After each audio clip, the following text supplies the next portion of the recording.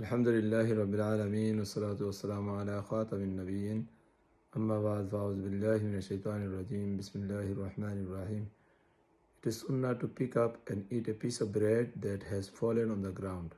Sayyidatuna Aisha Siddiqa radiyallahu ta'ala anha has narrated, the beloved Prophet sallallahu alaihi wasallam once entered his blessed home and saw a fallen piece of bread. He sallallahu alaihi wasallam picked it up, clean ate it.